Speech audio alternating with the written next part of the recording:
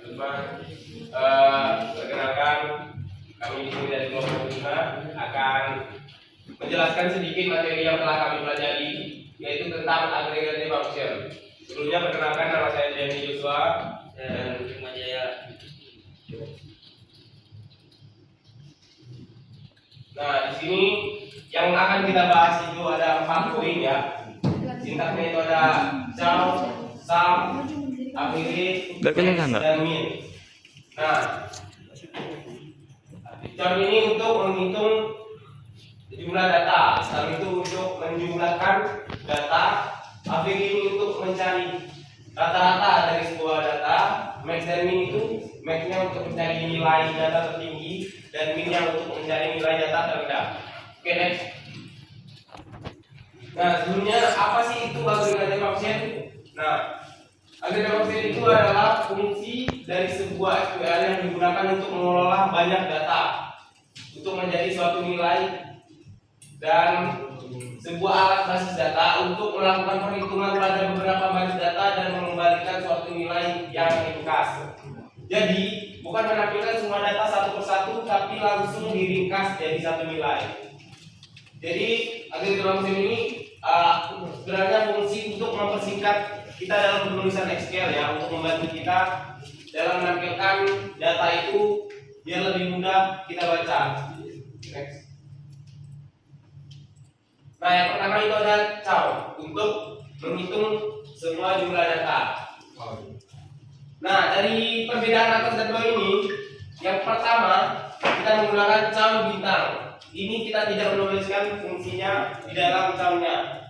Jadi SQL itu jika bintang itu adalah mendeteksi semua. Contohnya misalnya kita select bintang from kan, itu kan ada bintangnya kan, itu akan men-select semua yang dari from apa gitu misalnya. Kita misalnya from anggota, berarti akan men-select semua data dari tabel anggota. Sedangkan yang di sini kita select count dari jumlah anggota from anggota. Jadi kita mencari jumlah anggotanya saja, menambahkan jumlah anggota. Nah, jumlah anggota di sini ada 10. Yang di bawah digunakan untuk menghitung jumlah yang dipilih. Jadi di sini kita memasukkan di dalam count-nya, dalam count-nya itu kita menggunakan distinct ID anggota. Sedang di mana distinct itu untuk fungsi yang menandai agar ID anggota tersebut tidak dihitung double. Jadi select count as jumlah anggota aktif. Jadi di sini kita menambahkan tabel anggota aktif. Sedangkan mengambil datanya dari data peminjaman. Hasilnya 4. Mungkin kalau count ini sebenarnya udah banyak yang kita lihat di presentasi sebelumnya, jadi mungkin nggak terlalu bingung lah. Oke. Nah, ini juga sama, menampilkan total peminjaman dari anggota aktif. Jadi ini tabel peminjaman yang kami punya. ID anggotanya ada 5 total peminjaman, sedangkan tanggal pinjam tanggal kembalinya bisa dilihat sendiri, dan buku yang dipinjam B002, B001, B004, B010. Nah, di sini jika kita lihat total peminjaman itu ada 5, anggota aktif itu ada 4. Sedangkan yang ID anggota dan ID itu sama-sama ada yang ID yang sama. Contohnya di ID anggota itu A07, ini ada 2, dan di ID anggota B004 itu ada 2. Tapi di tabel yang ditampilkan total peminjaman itu ada 5, sedangkan anggota aktif itu ada 4. Kenapa sih? Karena kita di sini menggunakan fungsi distinct tadi yang sebelumnya dijelaskan itu untuk tidak menghitung double. Nah, sedangkan untuk ID buku itu tidak kita masukkan distinctnya. Kita hanya menggunakan distinctnya itu hanya untuk ID anggota saja. Jadi di sini yang didetek itu ID anggota agar tidak dihitung double gitu.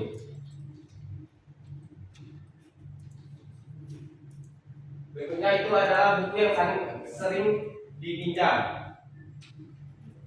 Nah di sini kita lihat judul buku, calon AS jumlah pinjam. Ini untuk menambahkan kolom baru from data peminjaman. Jadi mengambil datanya dari data peminjaman. Nah fungsi join di sini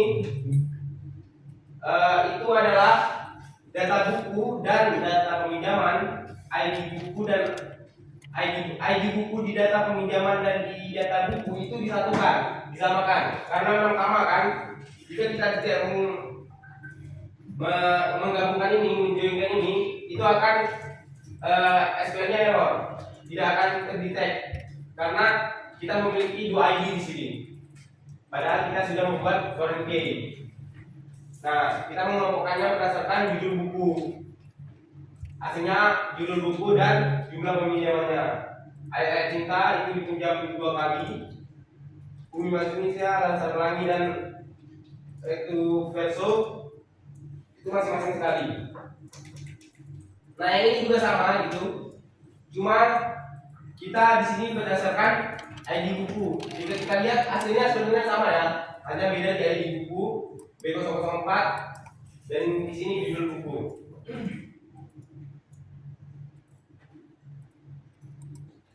Oke, sebelum kita masuk ke APG, itu tadi untuk tahun ada yang mau bertanya atau mau mencoba dulu?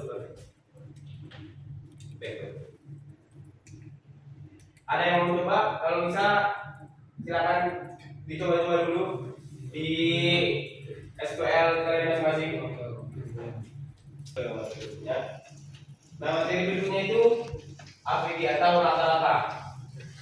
Nah, fungsi APG dalam SQL adalah fungsi agregat yang digunakan untuk menghitung nilai rata-rata kaum min dari suatu nilai, suatu kolom numerik. Jadi sebenarnya APG ini cocok untuk digunakan untuk suatu nilai numerik itu, bukan suatu nilai yang tidak bersifat numerik. Sebenarnya bisa kita gunakan di tabel perpustakaan ini, cuman agak sedikit ini dia, agak sedikit kita menggunakan fungsi lain, misalnya kayak detektif ini. Itu sebenarnya kalau kita menggunakan APG saja itu sebenarnya bisa, tapi kita di sini karena kita adalah sebuah tanggal kembali dan tanggal pinjam, itu kita menggunakan detektif.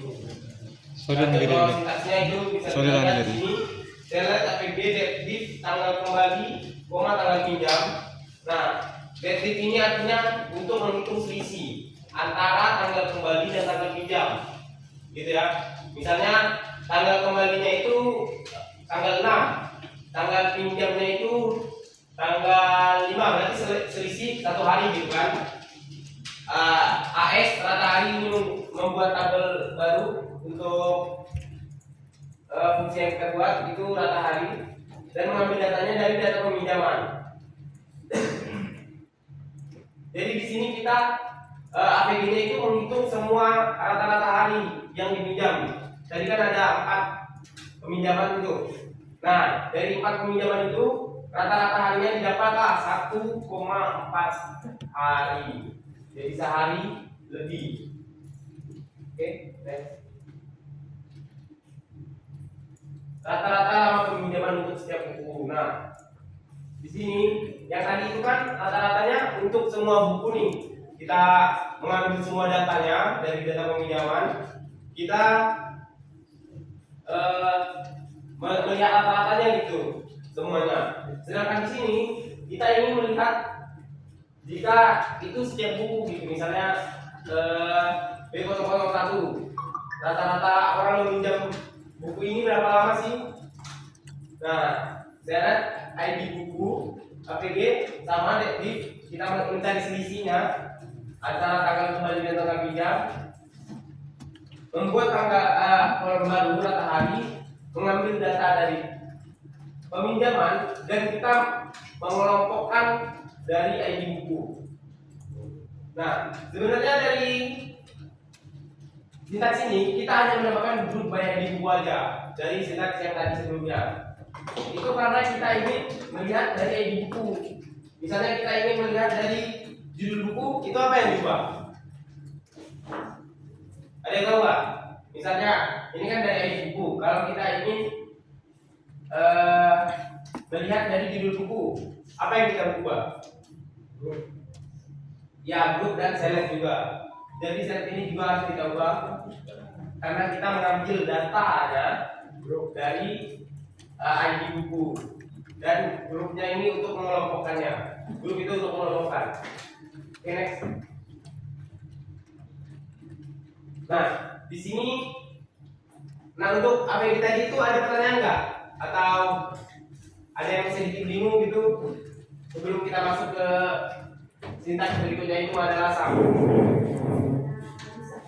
Ada ya? Oke, Jor. Oke ya?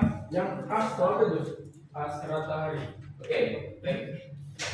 Nah, as rata hari ini mana yang bertanya?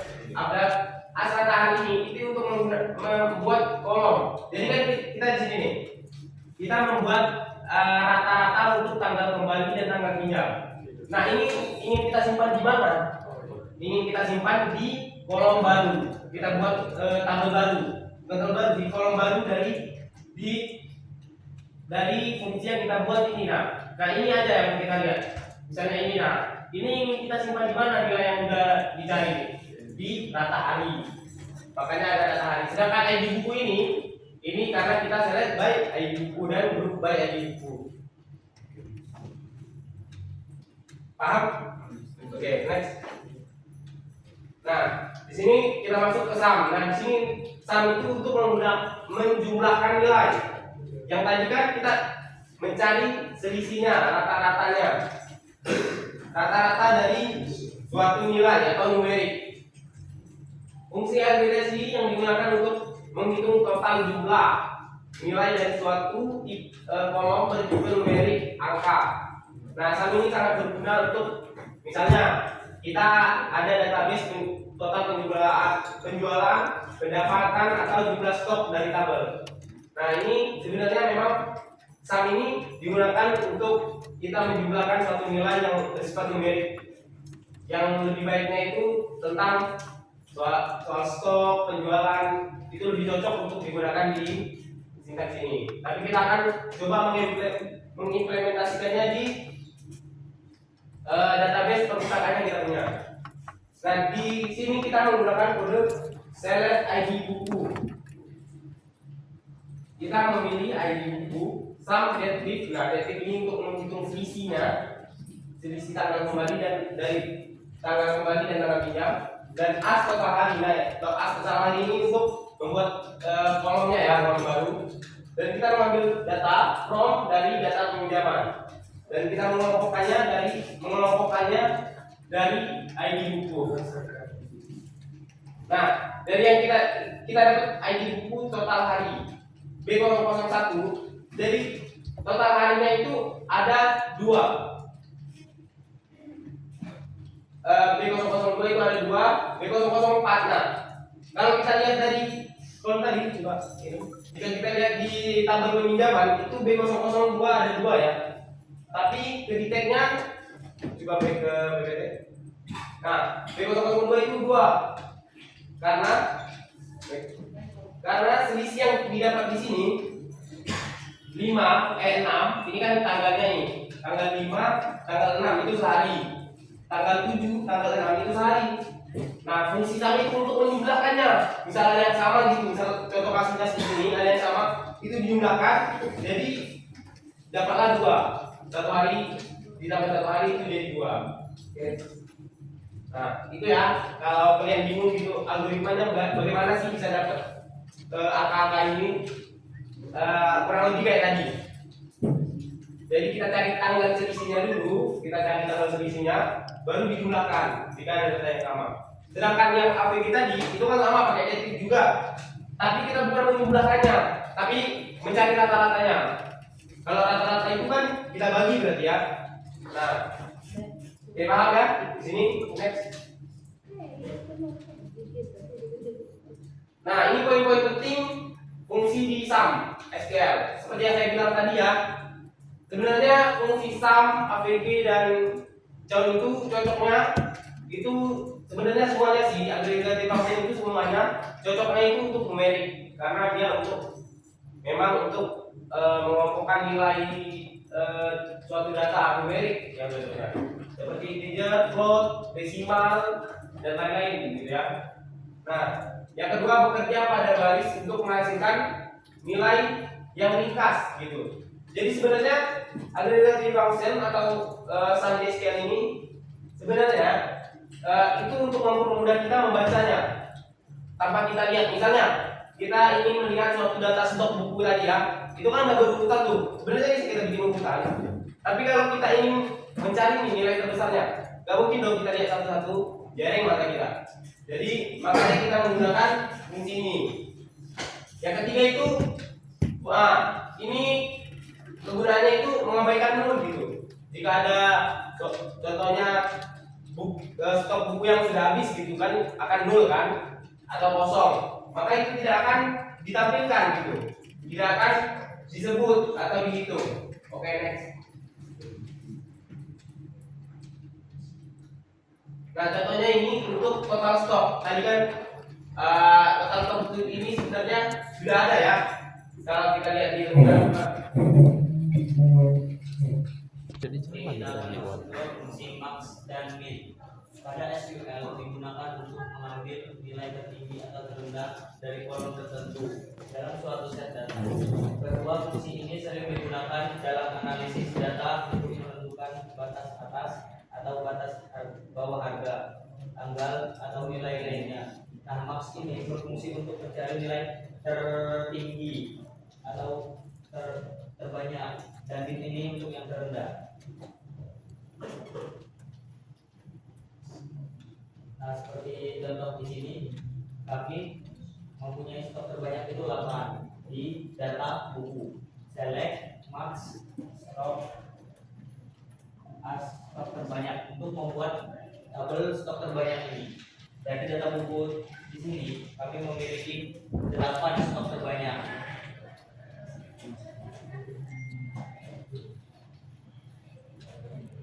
Nah, di sini untuk min digunakan untuk mencari nilai terendah. Sama aja kayak tadi, kita mengambil dari data buku, kita mencari yang paling rendah, yang paling sedikit dipinjam. Nah, di sini ada koala kumal dan rank covers untuk judul bukunya, dan total peminjaman itu ada 2. Nah, atau juga bisa kita langsung sekalian gitu, mencarinya max dan min itu sekalian. Untuk kodenya itu seperti ini: max stok as stok terbanyak dan min stok tersedikit. Nah, jadi di sini nanti akan ada tabel stok terbanyak. Di sini kan kita untuk membuat stok terbanyak untuk membuat tabel. Nah, jadi bergabung seperti ini: stok terbanyak itu ada 8 dan stok tersedikit ada 2.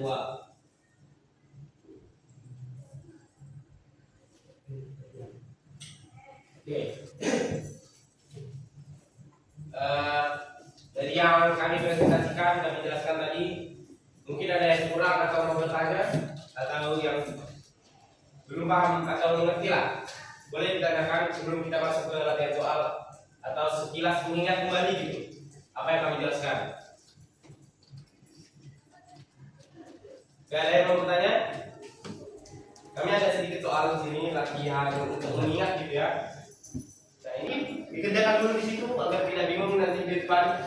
Kita lihat di depan ya. Oh, di sini Irfan menuliskan select under bin con bintang. Di sini dia berarti menggunakan con ya. Apakah benar? Coba Irfan. Berarti ini dia memilih tahun terbit. Ya, ini berdasarkan penerbit yang benar. As jumlah buku. Oke, kita lihat di sini yang Irfan tulis itu tahun terbitnya ya.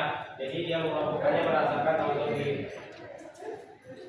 Enggak salah, tapi salah. Harusnya itu menampilkan penerbitnya. Penerbitnya itu apa? Misalnya Gramedia. Nah, itu yang dikelompokkan. Baru jumlah buku yang kita punya, stoknya, jumlah bukunya itu berapa.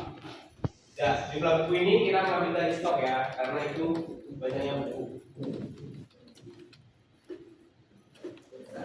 Ya.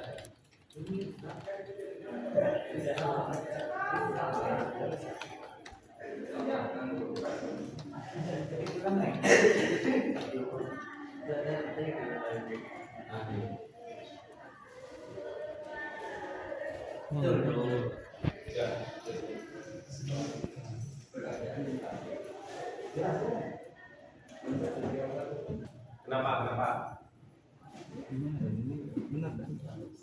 Ada yang bisa jawab nggak dari sintaks ini? Coba kita turun ke bawah. Nah. Ini udah benar sih, menampilkan penerbit dan juga bukunya. Tapi kenapa ini bisa 13, 14, 12? Padahal yang terbesar tadi itu 8 kan? Kita mencari max kan tadi kan sebelumnya. Itu yang nilai buku terbanyak, stok terbanyak itu adalah 8. Ini kenapa bisa ada 14 kan? Oke, Pak. Bisa menjelasinnya nggak? Atau mungkin teman-teman ada yang mau bantu jelasin yang mungkin udah paham? Oke, kamera. Ini. Baik, saya akan menjelaskan kenapa hasilnya bisa begini. Berarti yang kita ketahui kan di sini kan yang ditanya tuh apa yang tanya tadi? Menampilkan jumlah buku ya, menampilkan jumlah buku dan dari penerbit. Berarti yang kita lihat kan dua. Ini kan penerbitnya Bentang Pustaka. Kenapa dia bisa 13? Karena dia ngambil dari sini. Ini kan Bentang Pustaka. Yang dimana stoknya pertama 5 dan yang kedua Bentang Pustaka. Yang dimana stoknya 6. Jadi 11. Dan yang terakhir Bentang Pustaka ditambah 2. Jadi 13. 11 tambah 2 kan 13. Dan yang Gramedia ini sama juga. Ya, ditambah juga. Yang lainnya juga sama. Ya, sama-sama semua, ditambah-tambah. Oke. Kasih apa dulu untuk Irfan? Oke, ini benar ya? Oke. Ini benar yang dijelaskan Irfan itu. Kenapa bisa hasilnya 13 itu karena kita menggunakan sum, kita menjumlahkan gitu. Kita menambahkan yang sama gitu kan. Ya. Untuk yang berikutnya belum balik mereka ya. Sengaja. Lama. Oke, nggak apa-apa. Nomor 4 aja dulu. Mereka harus maju. Bisa? Rifki, nomor 4-nya tadi. Nomor 4 ini tampilkan jumlah peminjaman setiap anggota. Nah ini juga udah ada tadi, cuma diubah aja. Kalau nggak salah tadi menampilkan judul buku dan peminjamannya. Ini kita ingin dari anggotanya. Oh ini nggak dituliskan ya anggotanya itu apa? Kalau bisa nama aja, nama anggota deh. Soalnya ini nggak dijelasin ID anggota kah atau nama anggota kah? Saya maunya nama aja deh, nama anggota. Oke, ini Rifki udah mencoba ya, coba jelaskan Rifki, kenapa ini error ini untuk menampilkan nama? Kenapa bisa nama, kamu malah berubah menampilkan ID? Kenapa? Jadi kan di sini kan syaratnya nama anggota ya. Jadi kan seperti dilihat di sini kan nama anggota tuh error. Kenapa error? Karena di tabel apa? Data peminjaman. Karena di tabel data peminjaman tuh nama anggota tidak ada. Sedangkan yang ada tuh ID anggota. Jadi saya gunakan ID anggota untuk memanggil. Oke, kasih apa?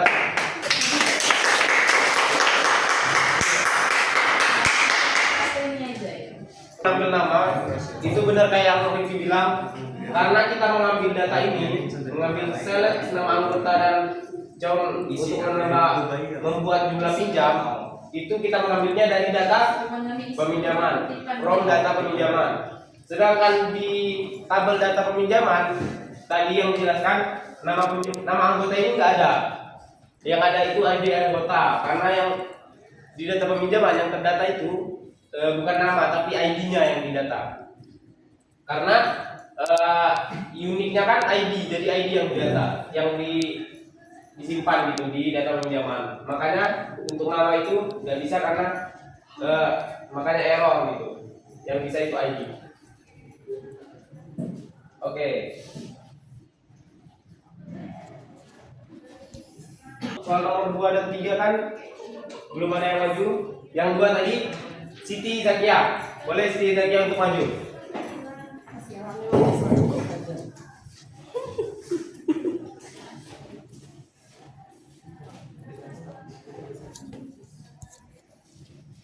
Oke. Oke, saya kan disuruh mencari stok. Tolonglah cari stok buku di banyak penulis. Jadi saya berseret penulis untuk menulis terus stok buat total stok mengenai stok buku dari data buku grup by penulis. Oke. Ini kenapa bisa 13? Kan tadi yang paling besar itu 8. Nah, ini dari stok yang kita lihat, ini 8 yang paling besar. Kenapa angkanya bisa 13? Coba cek ke bawah. Ini kenapa bisa dapat 13? Terelie penulisnya. Kenapa tuh?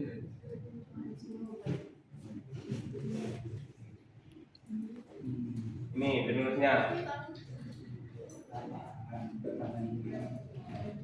Oh, karena terlihatnya dua. Oh, kenapa bisa ditambah? Kenapa gitu? Langsung otomatis ketambah ya? Supaya hanya satu aja, nggak double. Zoom. Oh, Karena kita menggunakan Zoom. Oke, terima kasih.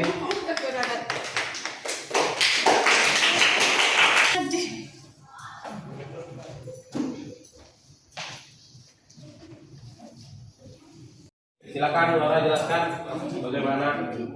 nah di sini untuk menemukan data peminjaman dari ID buku dan perintah peminjaman. Dan di sini ID buku di B4 jumlah peminjaman 2.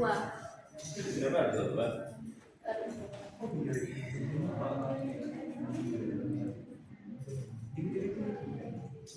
Jumlah peminjaman atau tinggi?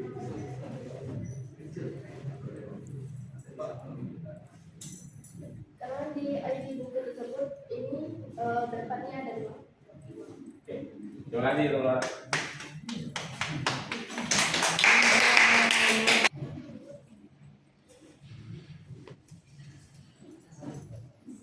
Oke, mungkin itu aja untuk presentasi dari kami hari ini. Kalau ada salah kata kami minta maaf dan semoga mungkin apa yang kami presentasikan bisa teman-teman pahami ya. Ini tutup. Terima kasih.